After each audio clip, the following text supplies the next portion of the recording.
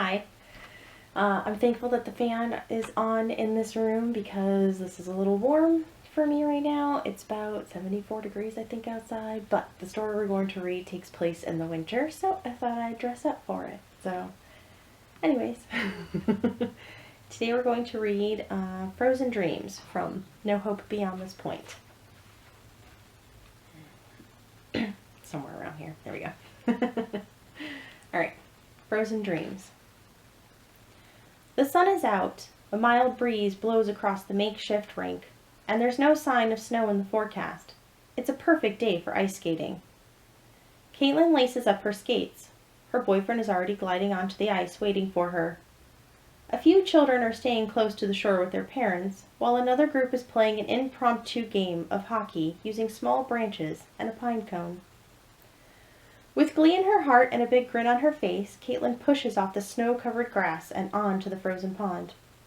Her boyfriend Jason skates backwards, enticing her to come out further. Caitlin doesn't mind. She's been skating for years. Her mother insisted on classes. She catches up with him laughing, then playfully shoves him as she races away. For the next hour or so, they show off their skating moves to each other. "I don't know about you," Jason says, "but I could use a break." "Yeah," Caitlin agrees as they head towards the shore.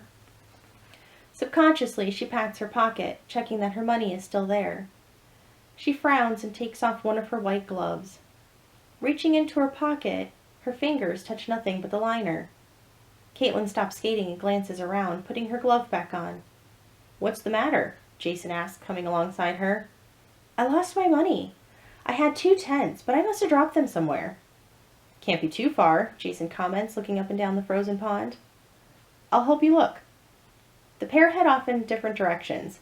Caitlin scans a little further out than they skated, just in case the light breeze blew the 10s somewhere else.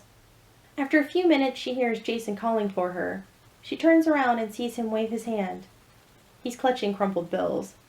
Caitlin smiles at her boyfriend's good luck, glad he found the money. She starts skating back but hits a groove that knocks her off balance. Caitlin falls on her butt. She laughs it off and starts getting up, brushing off her pants. As she does, she notices something underneath her. She moves the snow and ice shavings out of the way with her hand. A bloated face looks up and a scream erupts from Caitlin. Jason skates up to her, worry stamped on his face. All Caitlin can do is cry and point to the spot she saw the dead person. Jason bends over, peering at the ice, then at Caitlin. "What?" he asks. Wiping tears off her face, Caitlin looks again, seeing nothing this time. Jason gives her a concerned look, taking her hand in his. "You okay? 'Cause I'm pretty sure you scared everyone here." She clears her throat, looking back at the ice. There's still nothing there. Yeah, fine, sorry." Caitlin smiles at her boyfriend and changes the subject. "Hey, you found my money. Thanks," she says before giving him a quick kiss. Caitlin bolts up in bed. Her hair is disheveled, her breath is coming in quick gasps, and goosebumps cover her arms. She dreamt of the person she saw under the ice. This is the 3rd time this week. She couldn't make out the features in the dream, just a set of wide, dead eyes that reminded her of a large fish, a white hand pressed up against the ice, and a tangle of dark hair surrounding its face. "Are you up for some skating today?" Jason asks during their phone call. Caitlin nervously drums her fingers and glances outside. She said no to Jason the last few times he's asked, but honestly, what was she avoiding? He didn't see anyone under the ice, and she had to admit that when she checked again, she hadn't seen anyone either. "Yeah, I am," she tells her boyfriend. "Sweet," he replies. "I'll pick you up in a bit then." Caitlin hangs up, determined to relax and have fun today. No dream is going to chase her away. The day goes well. The couple skate for over an hour with a few of their friends before a shivering, exhausted Caitlin decides to head back towards the bank. She plops down close to where several other people are pulling off their skates. Caitlin sits on the edge of the pond with her legs still on the ice. She watches Jason race around with a friend. After a few moments, she bends her leg, bringing her skate closer so she can lean forward to untie it. As she does, she looks into the frozen water and sees the dead person staring back at her, its matted dark hair framing its bloated face, a white hand touching the ice in a plea for help. With short, panicked breaths, Caitlin shoves herself back off the ice. She scrambles away from the pond, then stops herself. A few people are looking at her, including Jason. Caitlin watches him wave goodbye to his friend before coming over. "See something again?" he asks casually, though the look he gives her reads as unease. He doubts me, Caitlin thinks. Fine, then I'll show him. "Yes," she admits. "Come here." She grabs his hand and leads him to the pond's edge. "There, look," she tells him, pointing at the ice, keeping her gaze on him. Jason squats down and looks. He squints at the ice, then up at his girlfriend. "Okay, what am I looking at?" Caitlin peers down. Only dark water and white ice stare back at her. "Never mind," she mutters, before sitting back down and yanking off her skates. She refuses to meet Jason's eyes the whole time. This time when Caitlin wakes up from the dream, she swears she coughs out water, but when she pats her blanket, it's dry. Caitlin can even feel the ice beneath her fingernails, and though the dream is quickly fading, she swears she was digging.